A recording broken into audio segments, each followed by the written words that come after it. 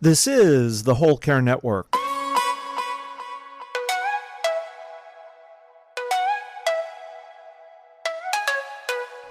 helping you tell your story one podcast at a time. Content presented in the following podcast is for information purposes only. Views and opinions expressed in this podcast are solely those of the host and guest and may not represent the views and opinions of the Whole Care Network. Always consult with your physician for any medical advice, and always consult with your attorney for any legal advice. And thank you for listening to the Whole Care Network.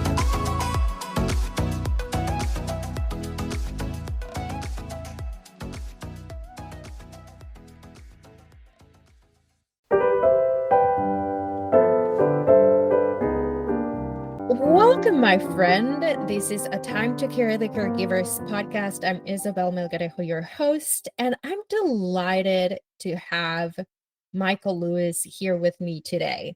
He's the Chief Behavioral Officer and Senior Financial Advisor at Family Legacy Financial Solutions. He works with people like you. He consults with families, individuals, and caregivers that are being affected by aging, mental health, and addiction. Welcome, Michael. A pleasure to be here, Isabel. I'm looking forward to our conversation. It's always a delight talking with you. Tell us a little bit more about what you do, and especially that part of your title about behavior. By way of giving you the why, which will then lead us to the what. I started my practice after 30 years being on Wall Street, and I saw this as an opportunity to give back. My family had addiction in its background, and I realized I didn't know what I was doing, and I had to stumble and fumble my way through trying to navigate the insurance and medical environments. I wish I had somebody like me to talk to about this because, mistakes are expensive and care is expensive and care is ongoing. And in the case of recovery, even though my son is thriving, and I'm happy to say that he's working with me, which is awesome, you always have to be on guard, right? And so the duties of caregiving are ongoing. It didn't take me long to realize that what we do for addiction is the same for what we do for special needs children. It's an ongoing concern with financial ramifications. And then I also realized that the experiences are very difficult to navigate. When my wife went through handling her father, she had to basically give up her career to be with him. We spent money out of pocket to care for him. And although we hired a professional caregiver, my wife was there virtually every day overseeing what was going on. It taxed her emotionally, it taxed us both emotionally, physically, financially. I mean, you name it. And yet she had a sister who was in the picture. They just weren't available to help. So she had to shoulder this burden all along. And that motivated me to take my practice and find a partner, which I have at Family Legacy. Their whole reason for being was based on the fact that their motivation was the founders are an uncle and nephew. Their grandfather died of Alzheimer's, and then their father, or I should say, the nephew's father, died very early on in life, and they found themselves having to support his mom through basically, rebuilding their finances, helping her get organized, and it's in their DNA, right, as it is in mine. So we decided to partner together and build a practice specifically for caregivers. And in our particular case, when we talk about caregiving, there's the medical caregiving, the emotional support caregiving, but not talking about is the role of a financial caregiver, which we'll get into momentarily. I But it's, agree. We don't talk. no one does. No one wants to talk about it. And we'll have a discussion about why that is and what you see from your side. But ultimately, we found that the financial caregiving is a very emotional topic. And being the chief behavioral officer, I find myself in situations where I need to talk with families. It's not just the individual, it's not just the caregiver, it's a family problem. It needs to be addressed and dealt with in the context of family members. And so you have to get them all together and you got to navigate those conversations. You want to make sure in the cases of people who are elderly and starting to experience early signs of dementia as an example, that before it gets to the point where they can no longer communicate their wishes, we have to have a sit down and understand what is their desires for end of life. What kind of care do they want? What kind of care don't they want? Who do they want to provide? Who do they want to have as their powers, designated powers of attorney? How do they want to settle their estate when it's all done? All of that needs to be conversed about, and most people choose not to do it and just address it when the will is opened and people finally, for the first time, discover what their responsibility is. Oh, I didn't know I was going to be the executor, right? Someone should have told me this, Surprise. and they need the skills. So navigating those conversations is just as important as getting control of their finances. I find it amazing how people just do things, and we assume that our parents are doing the right thing, and many times they are not. Many times they haven't even considered that they're going to age. We don't know that the most expensive time in our lives is going to be the last 20% of our life because we're going to be spending a lot on health, plus inflation and plus plus plus. So the most expensive time in our lives is our last 20%, and we don't think about it. We don't plan for it. And when we get to that point, it's a roller coaster in all regards. We don't know what's there. We don't know if the right documents have been written, if they are current. And I've talked this with my mom. She has a will, she has all her documents, but specifically her will. She hasn't updated her will since I lost my dad. A lot of the precautions that she took was that I would be protected financially. I don't need that protection anymore, thankfully. But maybe she would benefit from adjusting that part in her will. Oh, wow, you touched on so many topics. So let's begin with the most important one, I think, is, yeah, 20%. The last 20% of your life tends to be the most expensive. Absolutely. We all know the cost of what it takes to just be in assisted living, never mind to have to be in memory care. Getting in the right facility, transitioning from one facility to the next is emotionally draining as well as financially draining. And people think that maybe they bought long-term care insurance. Well, we need to look at it to see if it's adequate. There was a time where long-term care benefits were awesomely great, but unfortunately, the insurance companies realized that unlike life insurance, where they can predict exactly, not exactly, but very closely and make money at it when you pass away, they were not very good at predicting, not so much the longevity, right? It's really projecting the time it takes for you to require that special care. And they got that part wrong. And it is very current.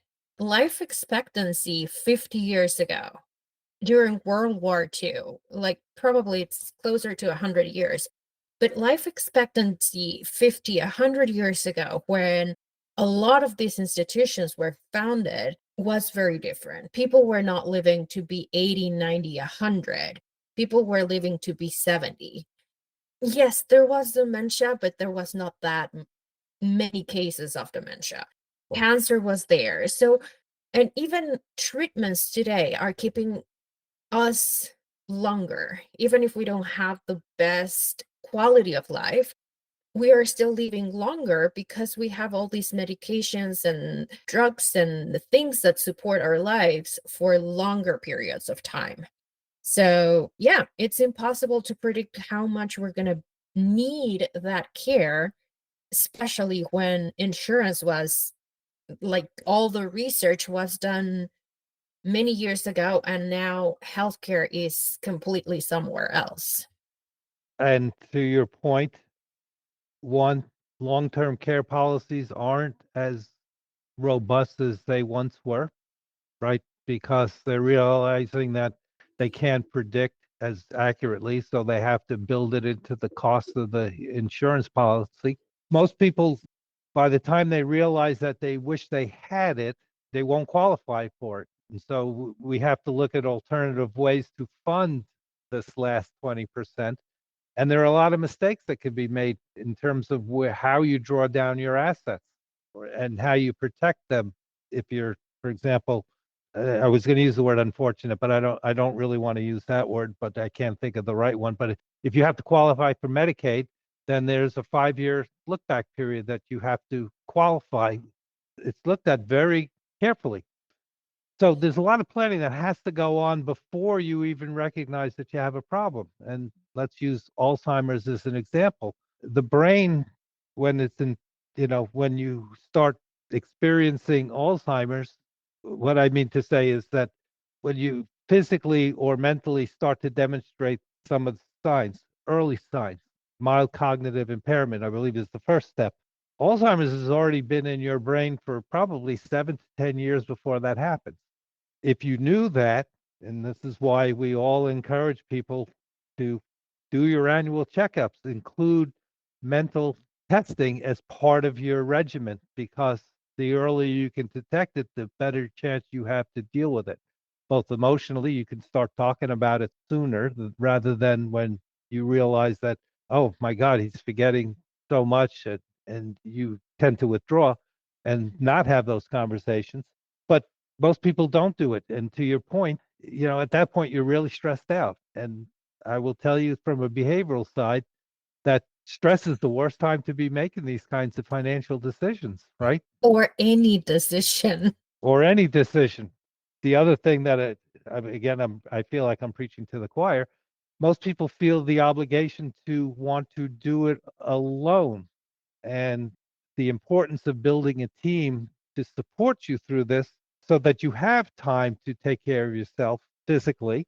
If you are someone who loves to work out, well, if you don't carve out the time to do it, you can easily get drawn into all the 24/7 responsibilities and neglect yourself, and that's not something anybody wants for them, right?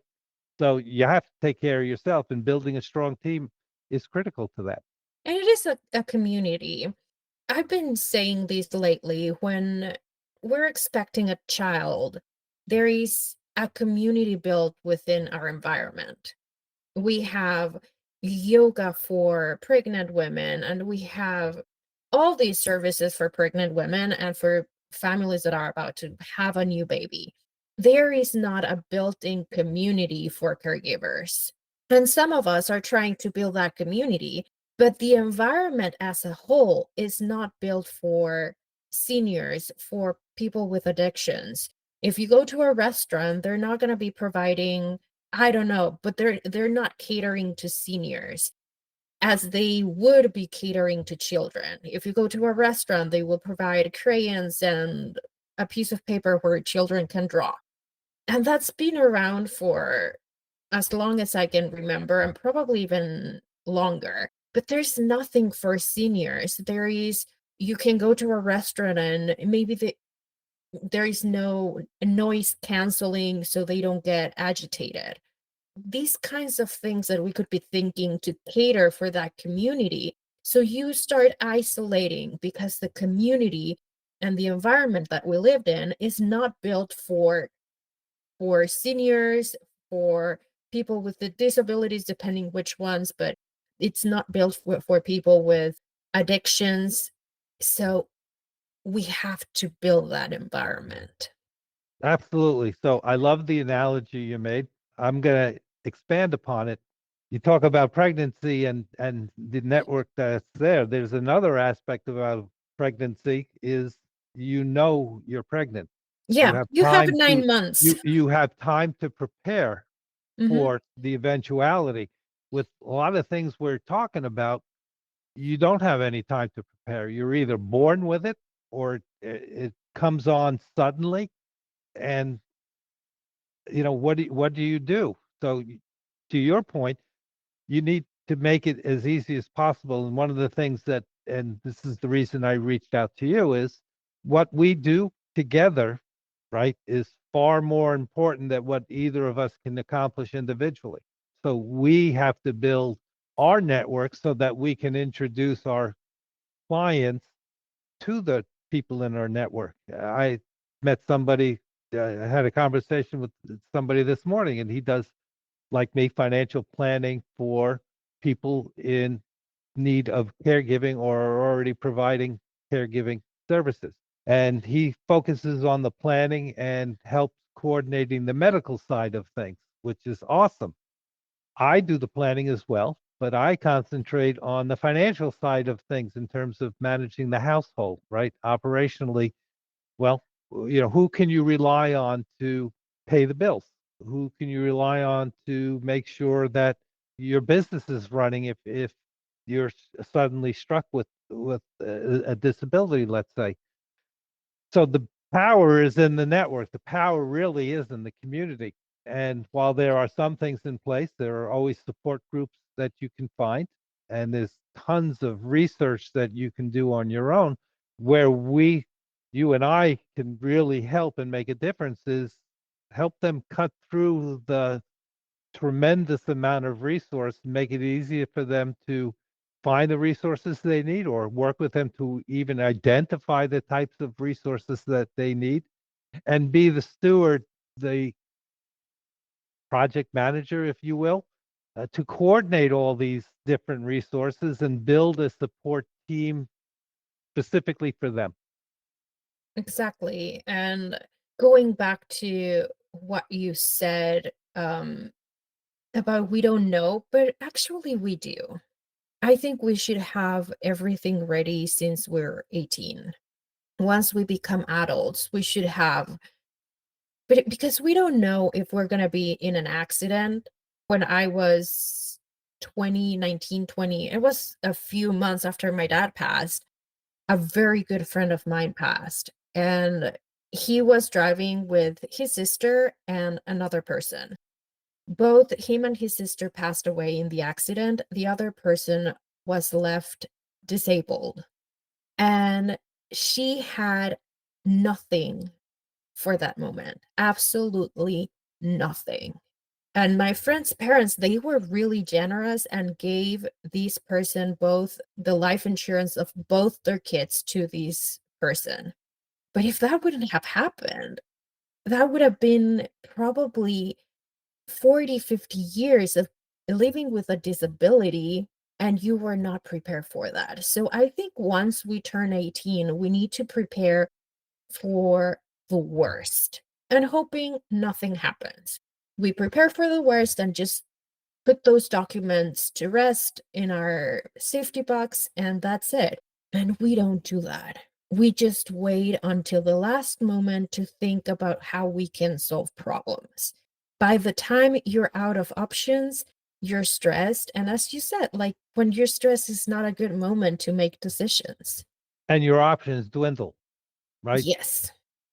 Before the accident, you can get life insurance at 18 at a very reasonable rate. You can get Mhm. disability insurance, and if you're working, you probably have disability coverage at the place where you work.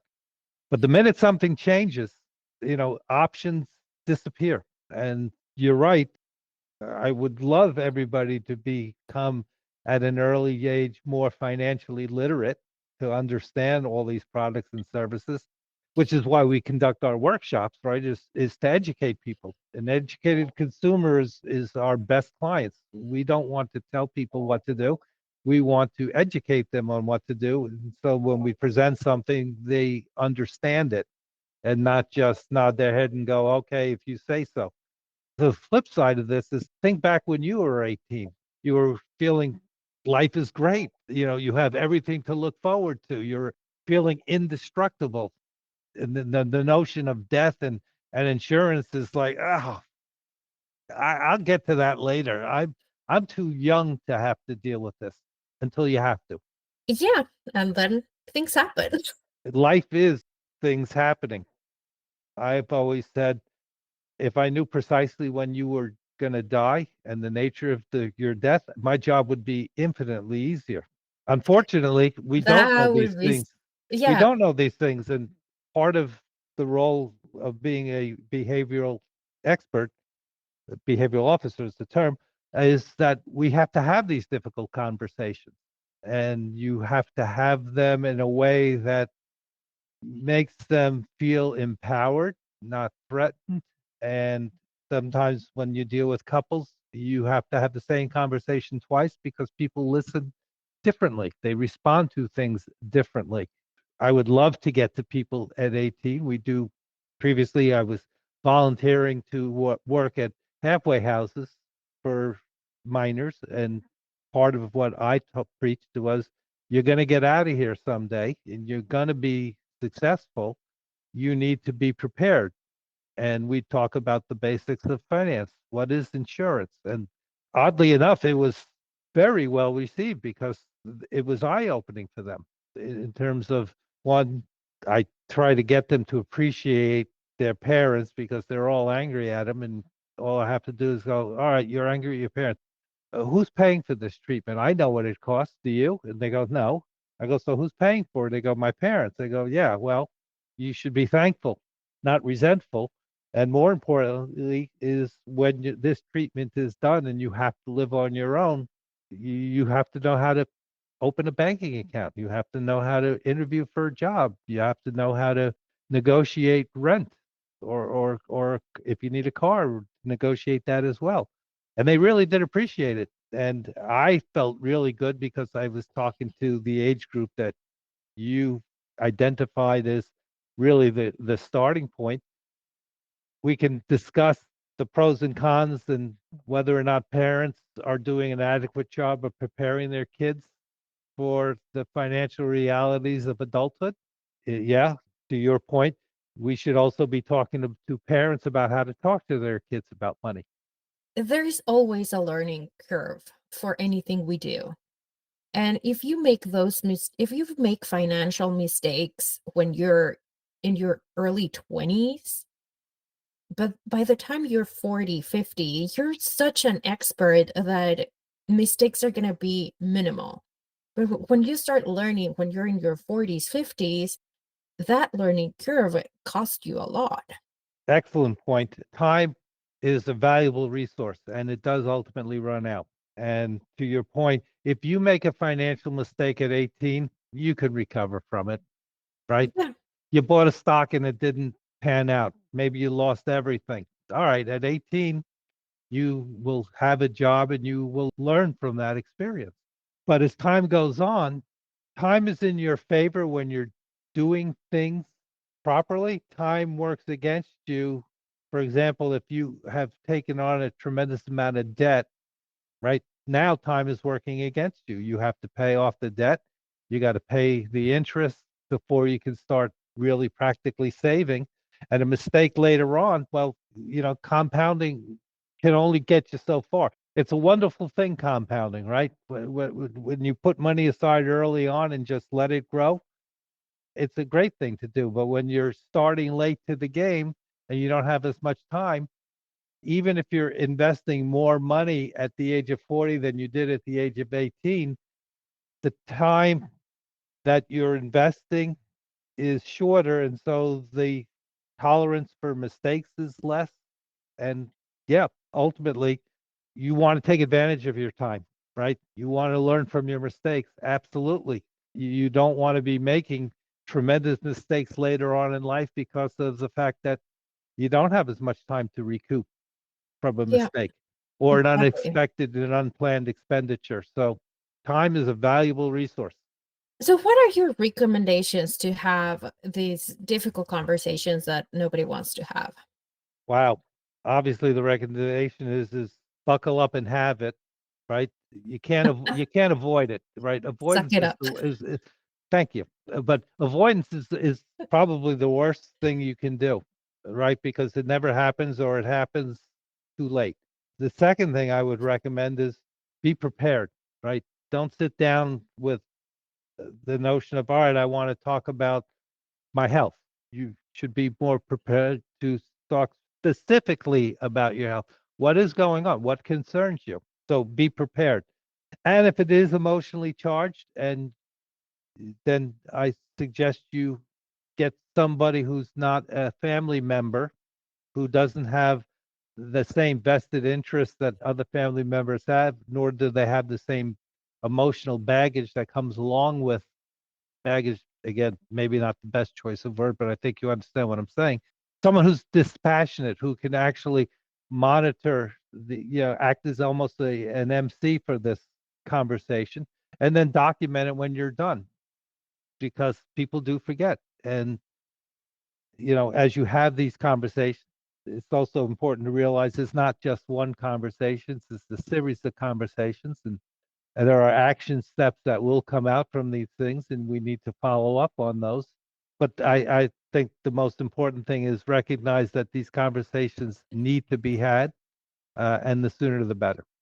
Is there anything else you would like to share? First of all, I want to thank you for the opportunity. I think that having this conversation hopefully will inspire others in your audience to take action. Because really, that's what we want for your clients and all the listeners, is take the education, but take action. Even if it's just a small step, let it be the first step in your journey, not the last. And so anything I can do to help you and your audience, happy to do so. If you want to share my contact information with them, please do so. We're here to help. We're here as a team to help, and all you need to do is allow us the opportunity to help. Of course, your contact information is going to be in the show notes. Then they can reach out, talk to you. I think one of the things that you do very good is connecting with people in one-on-one and understanding their journeys and understanding that they need to plan for different things. Like talking with financial advisors, some of them is specialized in startups or small businesses, and obviously they help small businesses bring their dreams come true and build that wealth for a business. But I think we need several sets of financial advisors that help us with the different goals that we have. And you help with the goal of having enough money all of your life, and considering diseases and all these turns that life put us through. So even if you have another financial advisor, I think it would be great to connect with you and understand what is there for you to do and what things you need to consider and what conversations need to happen. So we're all prepared and ready for whatever happens. Yeah, as pleasant or as unpleasant as it may be, the best course of action is to take action. Thank you so much for coming today. It's always a pleasure talking with you. I feel the same way. Thanks again for the opportunity, and to the listeners, get the help you need and deserve. Exactly. You deserve it. Just you deserve it. Don't settle for anything less. Love it. Thank you very much. Thank you.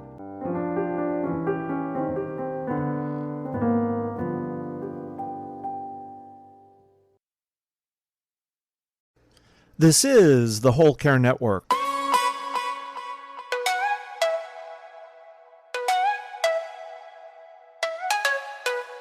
Helping you tell your story one podcast at a time.